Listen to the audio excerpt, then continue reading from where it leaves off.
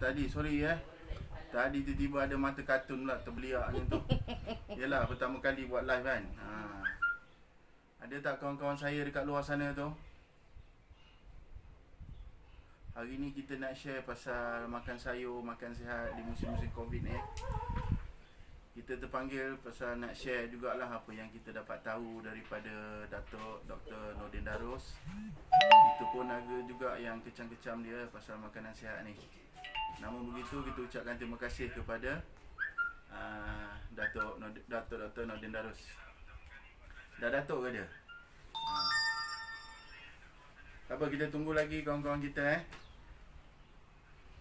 Siapa yang nak tengok, kita nak kongsi kongsi sikit benda-benda baik ni. InsyaAllah mungkin hari ni tak ada followers yang ramai. Esok lusa ada. Suara saya jelas tak? Suara saya jelas tak? Okay, siapa lagi tu?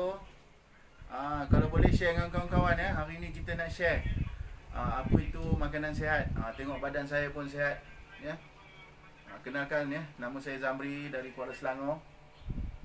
Tak adalah tahu sangat pasal makanan sihat ni, tapi masa belajar dulu kita ada jugalah ambil course ni, bab-bab food nutrition ni, cara pengendalian makanan, hazard analysis, critical control point, apa lagi kita pernah buat untuk makanan pasukan-pasukan bola sepak, walaupun bukan untuk pasukan senior, pasukan junior.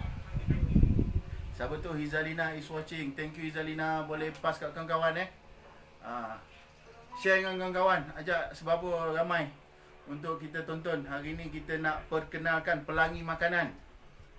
Kita bukan nak jual ubat, tapi nak jual sayur. Ni sayur depan saya ni. Tolong share dengan kawan-kawan semua. Tak lama kita akan mula. Kalau dah ada 10 orang, kita buat terus kita mula. Yalah, orang macam saya ni siapa yang nak tahu kan? Belum kenal lagi. Hari ni kita akan share pasal pelangi makanan. Dengar tak suara saya? Kalau dengar sila kata okey, sila komen. Kalau clear, kata clear. Lokasi saya petang ni di rumah sendiri, rumah ayah saya, Kuala Selangor. Tengok belakang, pemandangan dah tak macam kampung lah. Tapi waktu sekarang ni sedang berangin, dan tak lama lagi pun akan masuk waktu asar. Siapa yang tak dapat tonton, kita boleh check nanti dalam YouTube.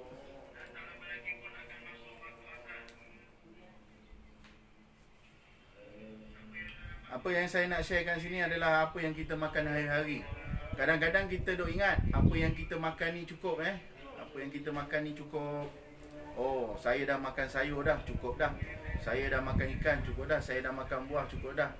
Kadang-kadang ada lagi jurang makanan ataupun jurang nutrisi yang perlu kita lengkapkan untuk pemakanan kita sehari-hari.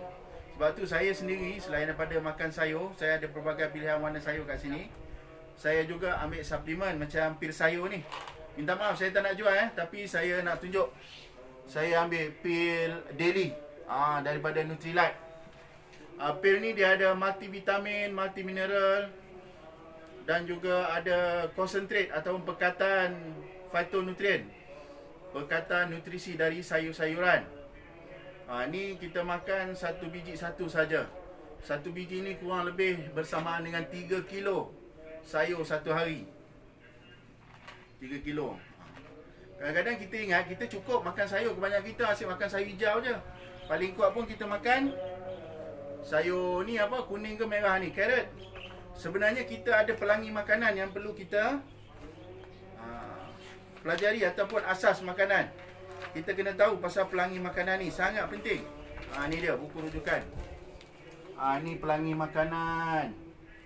Kita ada warna mula putih, hijau, purple, merah dan juga warna kuning ataupun oranye. Dan setiap warna ni dia ada fungsi-fungsi ataupun manfaat tertentu pada kesihatan tubuh kita. Dia yang membekalkan nutrisi-nutrisi tertentu untuk organ dan anggota-anggota tertentu di dalam badan.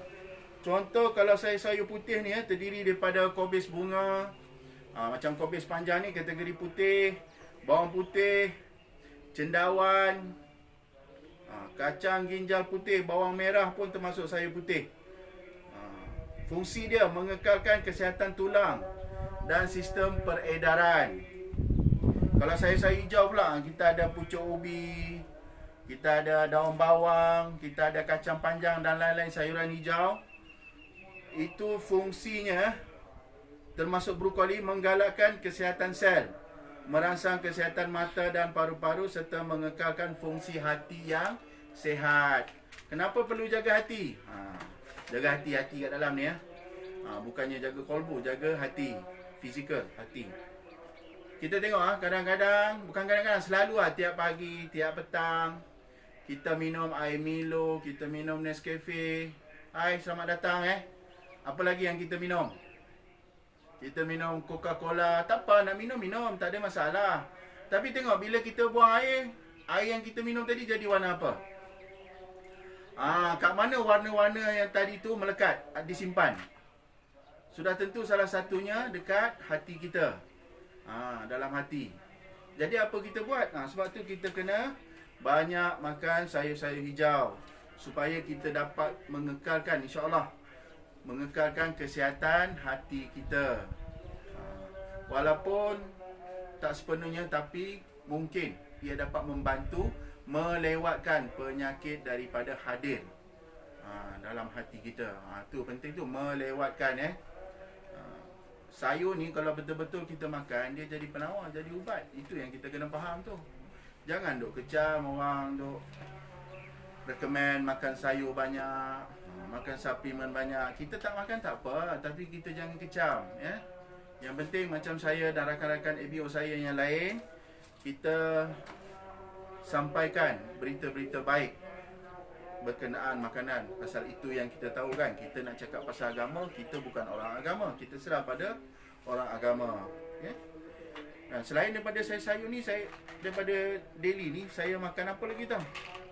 Saya ambil B-complex, saya ambil salmon omega, minyak ikan, kalsium, magnesium, dan juga yang paling penting saya simpan kat rumah yang sentiasa ada, tak boleh putus, dua ni.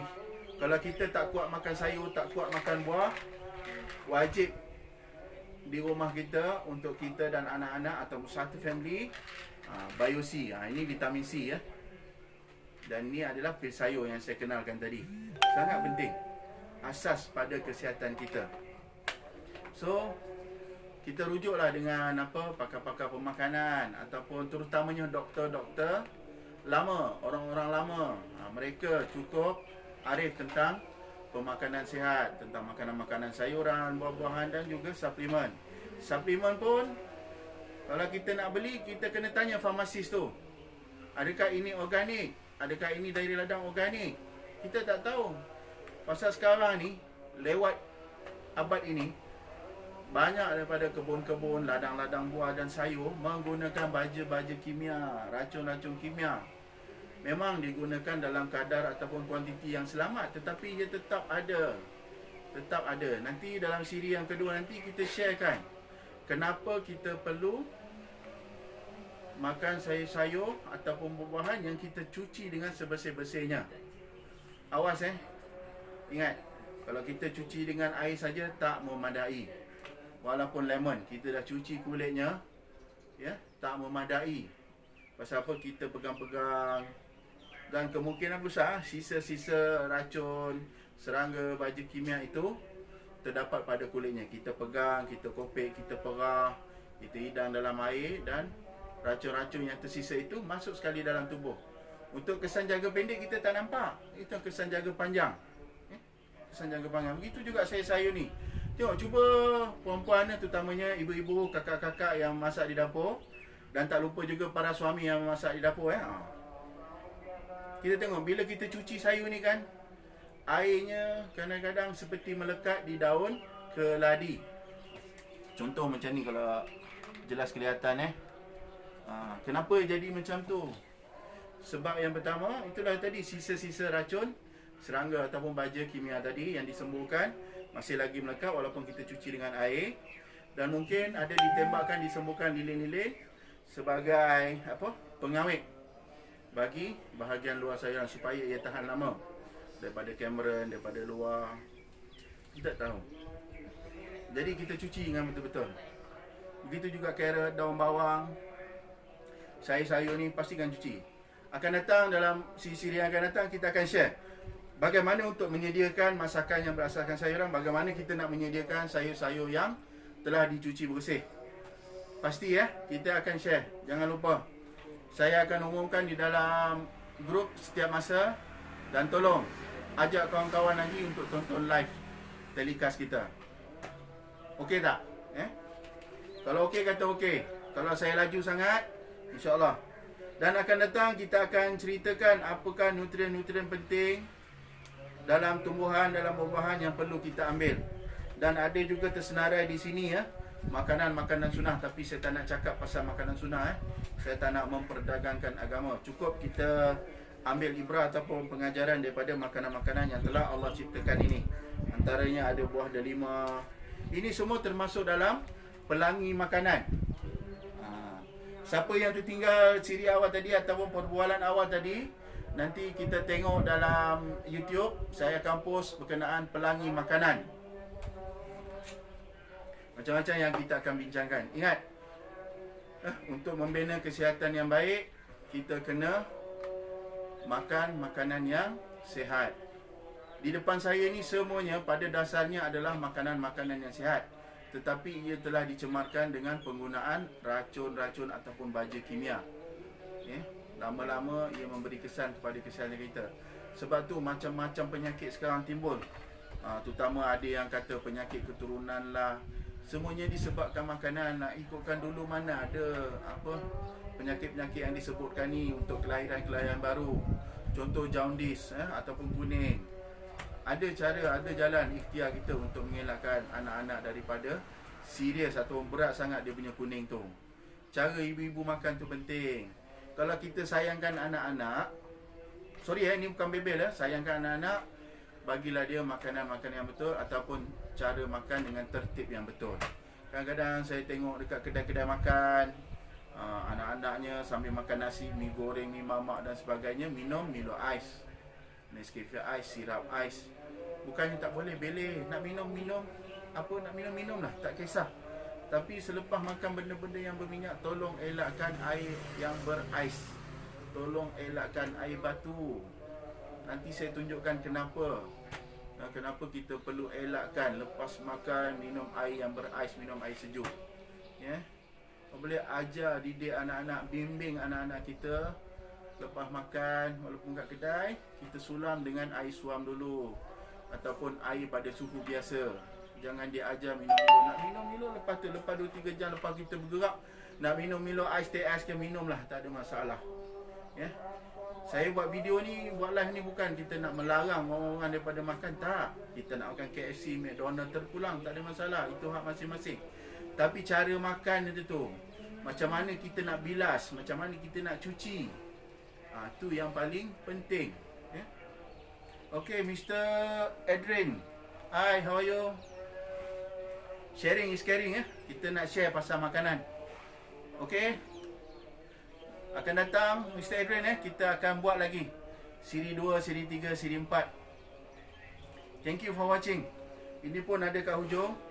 So later, tomorrow you can see. Boleh tengok dalam YouTube. Saya akan post dalam YouTube video. Sekarang ni terkurung kat rumah, kita nak buat live video. Okay? Sampai jumpa lagi. Yang baik itu daripada Allah, dan segala kekurangan itu daripada diri saya sendiri. Nantikan siri yang kedua ataupun episod yang kedua. Kita akan demokan tentang pemakanan sihat ini. Satu siri, satu demo.